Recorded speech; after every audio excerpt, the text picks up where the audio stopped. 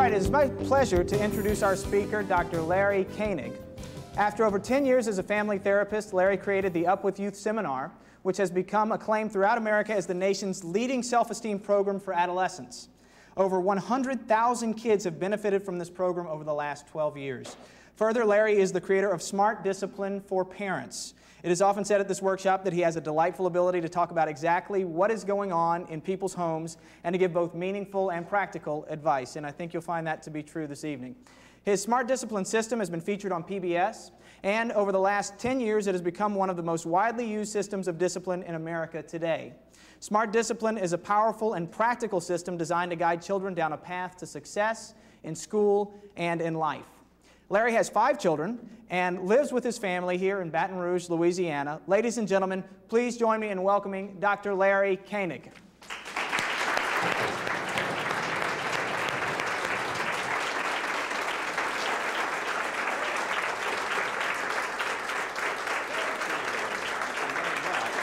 Thank you very much. Thank you. Well, for that standing ovation, I think you deserve something. How many of you would consider yourselves paid back if you walk out of here tonight with a surefire way to stop the fighting and bickering between your children? Can I see the hands? Yeah, that's most of us here tonight. Well, a few of you didn't raise your hand, though, but I know why. It's because you only have one child, right? Yeah, well, just get another one and see what happens. Well, we're going to go through Smart Discipline tonight, step by step. It is indeed a system of discipline meant to get your kids to stop their fighting and bickering, but even much more than that, to get your kids self-motivated to follow the rules around your home without you having to yell and scream at them all the time. That'd be pretty nice, wouldn't it? Yeah, well, we'll go through that system step by step. We'll take a short break. Then we're going to come back and talk about self-esteem. We're actually going to talk about the belief process. The process in which our kids go through where they pick up beliefs about themselves, both positive beliefs and negative beliefs, and then we'll talk about how we can use that information to make sure our kids grow up with the kind of beliefs that we want them to grow up with. Now, as we get started tonight, I'd like to start off with a couple reasons why I think it's so very important to have a good system of discipline in your homes. And the first of these reasons has to do with all this yelling and screaming that, well, at least so many of us parents use with our kids. A lot of us, I think, almost get into a habit pattern of yelling and screaming at our kids because things like this happen. Let's say, for example, that you're my daughter. Your name is what? Lisa. Let's say that Lisa down here is my 12-year-old daughter, and let's say that one night I'm in the back of the house about 9 o'clock and I'm paying the family bills, but I'm getting a little bit hungry, and so I decide to go in the kitchen and fix myself a sandwich. I'm walking through the living room, and there's Lisa watching television. So I say, now, Lisa, it's 9 o'clock. Now, you know that's your bedtime. How come I always have to tell you to go to bed? Now get going. So fine, I go in the kitchen, I fix myself that sandwich, I mess around in there a little bit, I clean the mess up. Now it's about 20 after 9, I decide to go back in the back of the house, finish paying the bills. I'm walking through the living room now, 20 after 9. What's Lisa doing? Sure, watching TV. So what do I say? I say, now, doggone it, Lisa, I thought I told you to go to bed. Now get going, right now. Put that right now on the end. That's going to make her do it, right? Sure.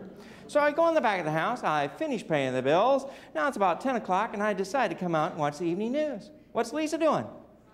Sure, watching TV.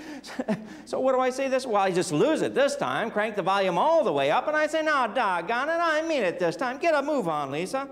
Sure, I yell loud enough so that she pops out of that chair, but what does she say? Why are you always yelling at me? What did I do? I didn't do nothing. Sure, she goes to bed all right, slams the door, goes to bed mad. Now my wife's mad at me because I'm always yelling at the kids. What a mess. Well, if you have a good system of discipline in your home, you can actually get your kids doing what they're supposed to do without having to yell and scream at them like that. Another reason why I think it's so very important to have a good system of discipline in your homes has to do with this fact. If you do not have one, your children will drive you crazy. Yes, and I'm here to remind you it's very expensive to have your children drive you crazy. Well, yeah, you know this is true. Think about this for a moment. How many of you know someone who has had a child who has been totally and completely out of control? Can I see the hands? And how many of the parents of these kids? Yeah, that's what we really want to know. Sure. Well, you show me a child who is out of control, and I will show you some parents who are tremendously stressed out. Not only stressed out, but most likely spending hundreds, if not thousands of dollars trying to fix the situation with their child. But here's the thing. Child gets out of control like that. It does not happen overnight, does it? No, it happens a little bit by little bit by little bit. You have a good system of discipline in your home, it'll take care of the small things. You won't have to worry near so much about your kids getting out of control like that. Now, here's a couple things that you might want to know about smart discipline before I actually go through the steps. First of all, this is a system of discipline that works wonders for kids between the ages of 4 and 16 or 17 years of age. Now, I do have all kinds of parents around the country that have 3-year-olds that make a few modifications, and they use it with the 3-year-olds very successfully. Now, I know a number of you in the audience may have younger kids than that, but that's perfectly okay. If you have a lot of patience, they'll become 3 or 4 sooner or later. Okay? Actually, even in the younger years, it's really good to know about some of the things leading up to the discipline. I have a lot of parents that have ADD and ADHD kids. Use smart discipline with them. It works out very, very well for these kids. Now, here's a curiosity. I've had more and more parents telling me lately that they're using smart discipline for their older kids that are remaining in the home. Now, as I started to hear this more and more often, I got very concerned. I mean, having 5 kids, you do not want to hear remaining in the home. Yeah, what's that about? Looked into this situation, found out a couple of things that you ought to be forewarned of. Did you know in America today that 25% of 23-year-olds still live at home with their parents? Yeah, this parenting thing getting very, very drawn out, isn't it? Here's an associated fact. 35% of adult children between the ages of 25 and 55 that never get married, well, they never leave home. Yeah, never being a very, very long time. Here's one other associated fact, though. I don't know if you've seen in the state newspapers, the weekend papers anyway, they have those personal ads. Males seeking females, females seeking males. Have you seen those ads? Yeah, you have. There's probably something that you didn't know about those ads, though. Did you know all those ads? Placed by parents. Yeah, sure. Yeah. Yeah, I hear in Louisiana we're just going to go back to the dowry system, year 2000, you know, start paying people to take them away, get them out of here, whatever it takes. Well, this is a system of discipline that you don't have to use all of the time. My wife and I would normally use it a couple months at a time, long enough to get our kids self-motivated to follow the rules around the house. And when things were going really good, well, we'd stop using it for a while. But our kids, being the typical kids that they are, well, they'd go back to misbehaving again.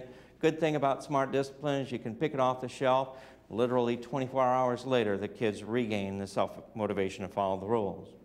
Now, if everyone would have a little bit of patience with me, I'm going to explain each step rather individually here, and towards the end of the segment, I'll put all the steps together, show you how you can get your kids self-motivated to follow the rules around your home. Now, the first step in the system is a very simple one. It's where you sit down with a pencil and a piece of paper.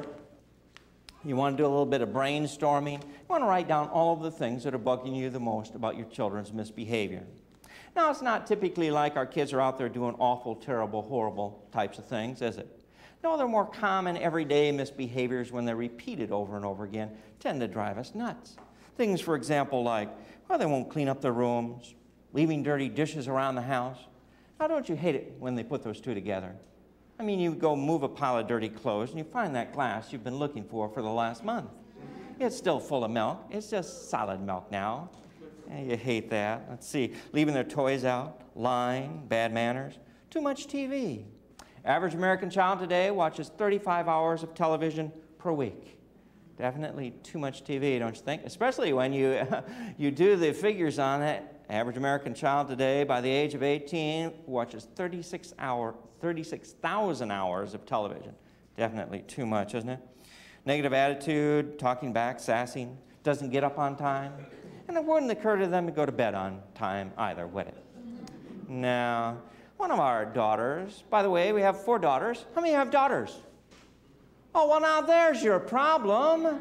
Yeah, just trade them for boys. They're much easier. Well, one of our daughters, we sent her off to LSU, live in the dormitory, 15 miles away from home, and we were very happy. Yeah. Until she called home about 8 days later and said, Dad, I've got to go to the doctor right away. I said, well, darling, what's the problem? It sounds serious. I said, well, I don't know, Dad. I'm just tired all the time. I can't seem to get up for class in the morning. I fall asleep in half the classes I do get to. I just think I better go to the doctor, Dad. I'm just tired all the time. I said, well, darling, what time do you go to bed at night? I said, well, I don't know, Dad, same time everybody else does. 2, 3? So, yeah, that requires a doctor, but a different kind of a doctor, though. Yeah. Let's see here. Always has an excuse, complains about anything and everything, ignores you, doesn't put things back, borrows things without asking. I call it stealing. Yeah. My wife won't let me call it that, though. But let's see, doesn't do homework till the last minute, fights with brothers and sisters. Just common everyday misbehaviors when they're repeated over and over again. They tend to drive us parents up the wall. Well, you get all these things written down. If you're like my wife and I, that could be a very long list of things. When we filled out our list, we had a list of 38 things. 5 kids, you have all kinds of things that bug you. But I've had many, many other people tell me that they had a different experience. Oh, they said once we thought, once we were writing the stuff down, we thought we were going to have a long list of things, but we found out differently. We found out that once we actually started writing them down, there were just 3 or 4 things, and we thought, well, golly, if we could get our kids to change these 3 or 4 misbehaviors, we'd be in some really, really good shape. So like some people, you might have just 3 or 4 things on the list.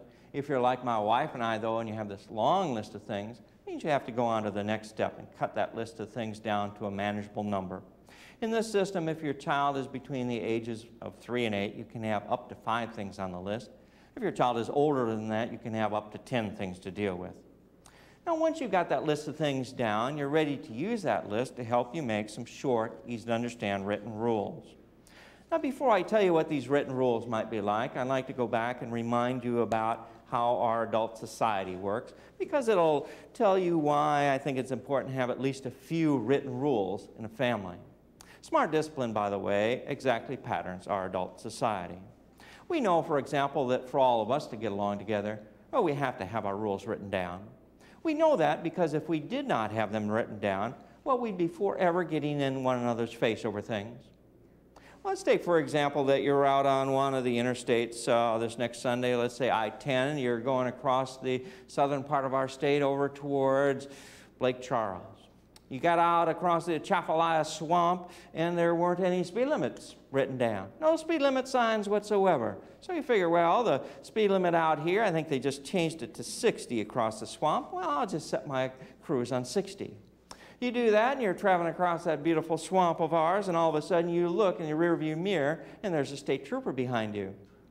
He turns on his lights, he pulls you over, he comes up to your car, you roll down the window, and you say, well, what's the problem, officer? He says, well, the problem is you were speeding.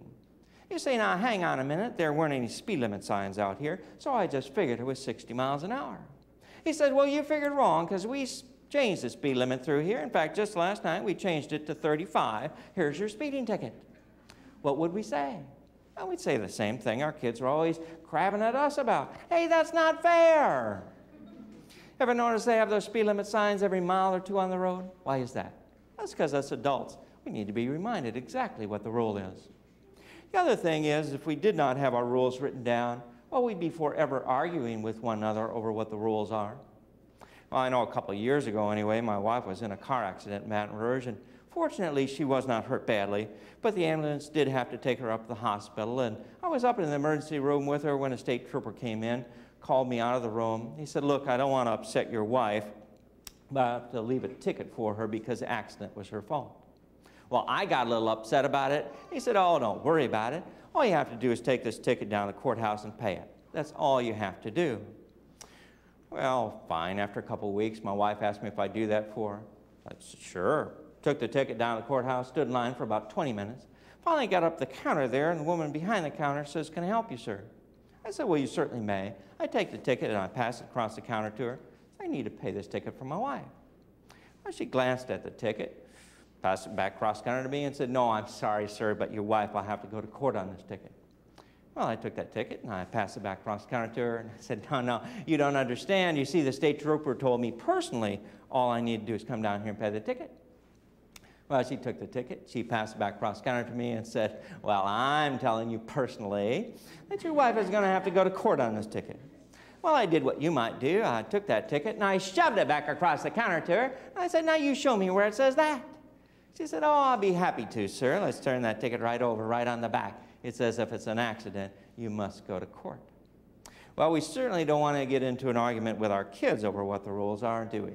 Because we all know who win those arguments, at least all too often.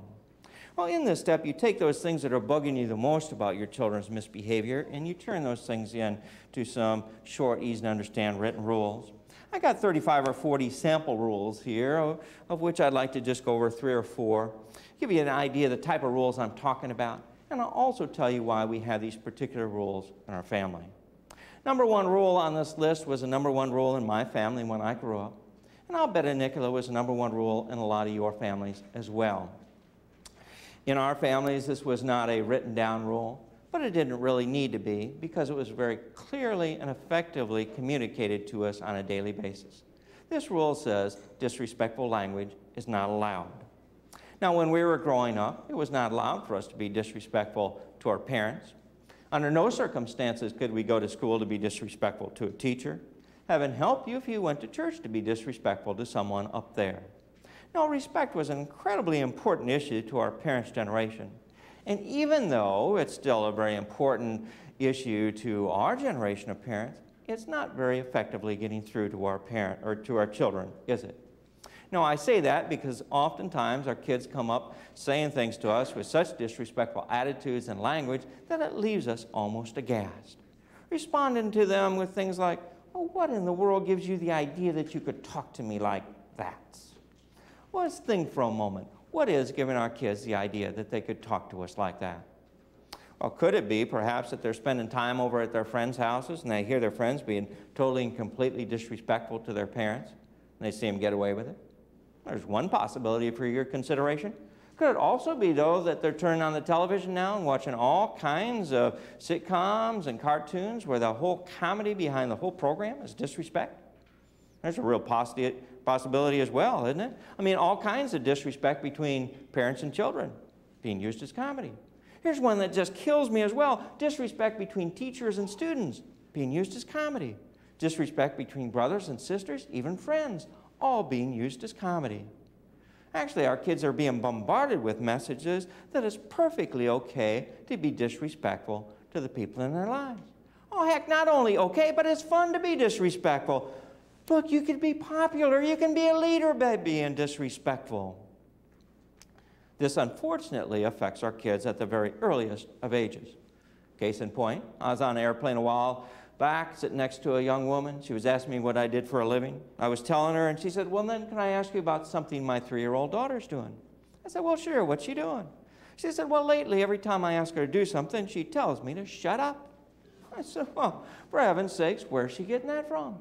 She said, "Well, it's interesting you ask because I just found out the answer a couple days ago. I was walking through the living room. My daughter was watching her favorite cartoon movie, Toy Story. What's Buzz always telling Woody? Shut up, right? I was telling this very same story up in South Dakota, and during the break of the seminar, a young father came up to me and he said, "I about fell off my chair when you told that story." I said, "Well, what do you mean?" He said, "Well, just last night, my 4-year-old son, Eric," I said, "Son, it's time to get ready for bed. Let's go upstairs." He looked up at me and he said, "No, Daddy." I said, "Well, what do you mean, no?" He said, "No, Daddy, because you're an idiot." Where'd he get it? Well, same place, Toy Story. During that very same program, another father came up to me at the end of the break and said, "You know, I just thought you'd like to know, I went to check on the kids back there in daycare, and they're all having a real good time watching, Toy Story." Yes, of course. Well, unfortunately, every time a child is allowed to be disrespectful to the people in his or her life, ends up losing a little bit of respect for those people. Not a lot, just little bits, but those little bits add up over a period of time. Child continually allowed to be disrespectful ends up losing all the respect for those people. Once that happens, well, they're 1,000 miles down that road towards being totally and completely out of control and very difficult to bring back at that point. Now, we include in this issue of disrespect in our home disrespectful body language. Those of you with kids between the ages of 10 and 16 know exactly what I'm talking about. How many of you have kids, older kids like that, 10 to 16? Can I see? Oh, a lot of you, a lot of you. Bless you, bless you, bless you.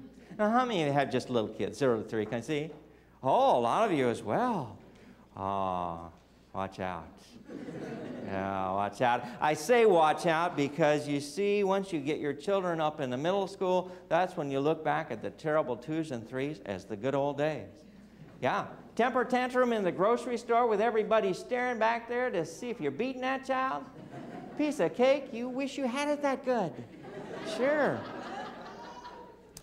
Now, a little side note here about this disrespectful body language. Years ago when I was traveling around the country doing my big youth rallies, 400 or 500 kids on a Saturday, I looked forward to documenting differences among kids in our country. It made perfect sense to me that I would find all kinds of interesting differences between the kids being raised in the Deep South and the kids being raised up in the Midwest, or certainly the kids being raised on the East or the West Coast. I thought I'd find all kinds of interesting differences between the kids being raised in the rural areas of our country and the kids being raised in our cities. But I found out instead that I was wrong about all of that. I found out instead that our kids are very much the same no matter where they're being raised. One of the things they're so much the same with, well, is this disrespectful body language. Now, for years, I tried to figure out how in the world could this be that a child being raised, say, down in Baton Rouge, Louisiana, could be acting exactly the same as a child being raised, say, up in Chicago, Illinois. How could that happen?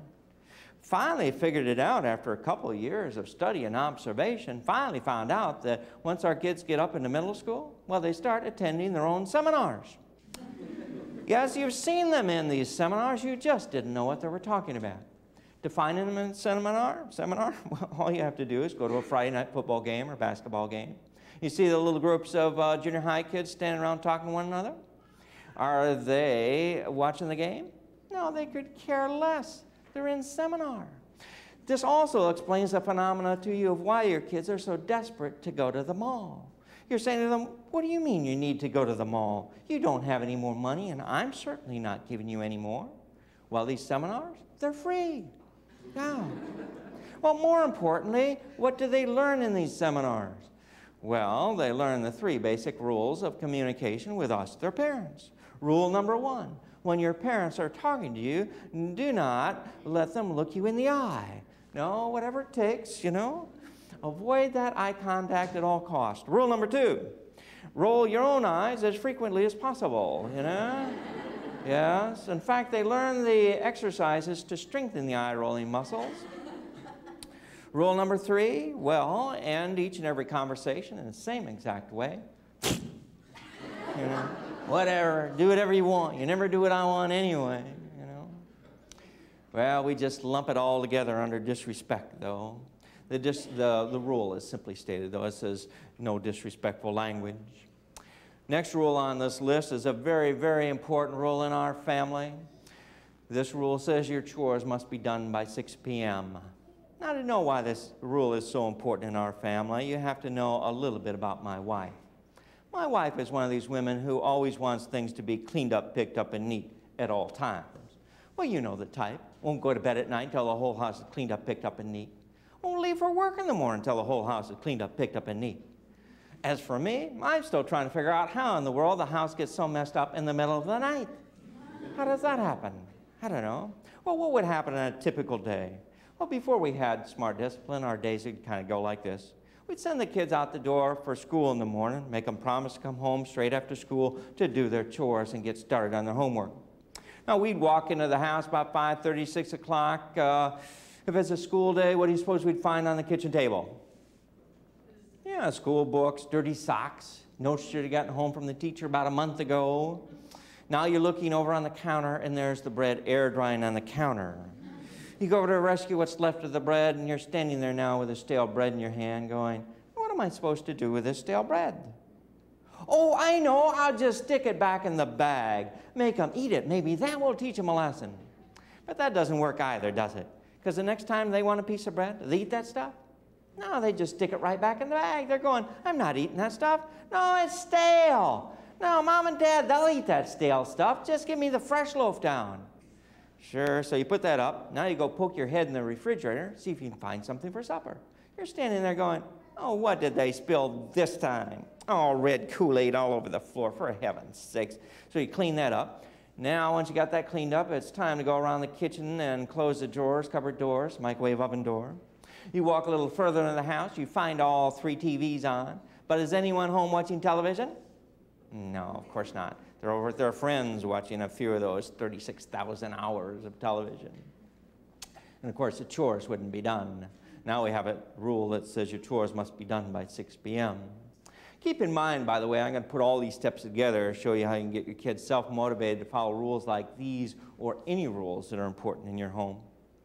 Next rule on this list. Oh, well, you know, we had to come up with this one just out of sheer self-defense. It says your homework must be done by 9 p.m. Now, before we had this rule and the system, boy, I tell you, we went through these hassles over homework every night. 15 minutes worth of homework taking 5 hours to do. Not 5 pleasant hours, mind you, 5 hours of pulling teeth. Well, stuff like this would happen way too often. We get done with supper, and then our kids, being the all-American kids that they are, would ask that question that you hear in your home so often. May we turn on the TV now? Now, being all-American parents, what question do you suppose we'd ask our kids? Yeah, says your homework done. And being all-American kids, what would they say? No. Yeah, sure, yeah, you bet. Didn't have any today, Dad. Did it at school, did it on the bus. Now, doesn't this bother you just a little bit in the back of your mind? I mean, wouldn't it be nice if just one time they'd say something like, oh, for heaven's sakes, you're absolutely right. I've got way too much homework tonight. Look, could we just leave the TV off tonight? How about that? Yeah, we're still waiting to hear that one, too. So we'd say, fine. Some of the kids go watch television. The rest go take an inventory of their zits in the mirror. Finally, 9, 10 o'clock at night, we'd get the kids off to bed, and we'd sit down and watch a little television ourselves.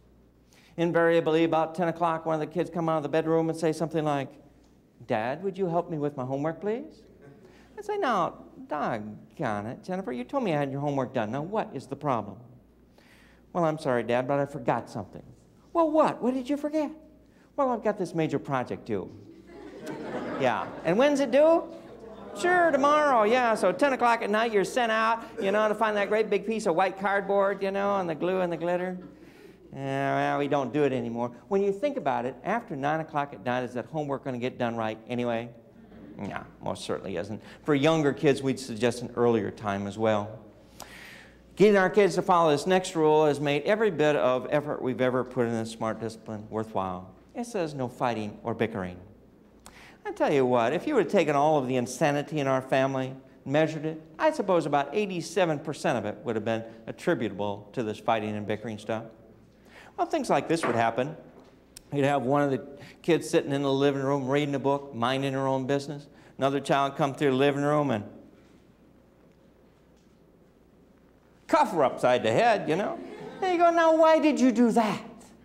Oh, I don't know, Dad. Well, it wasn't my fault. No, it wasn't, Dad. She knows how much that aggravates me for her to be sitting there like that, so peaceful like. I just can't stand it, Dad. No, she was aggravating me on purpose. When things like this would happen, come home from work, sometimes say to my wife, would you like to take the kids down to the Piccadilly cafeteria tonight for supper? She'd say, oh boy, that'd be great. Get the kids out in the van now. You're driving out of the driveway. You haven't even hit the street yet. You hear things like, Dad, he's looking at me. Dad, he's touching me. Well, she's breathing my air, You're driving across town saying, now don't you make me stop this van. If I've got to stop it this time, you're going to be in big, big trouble. I don't even know what big trouble is,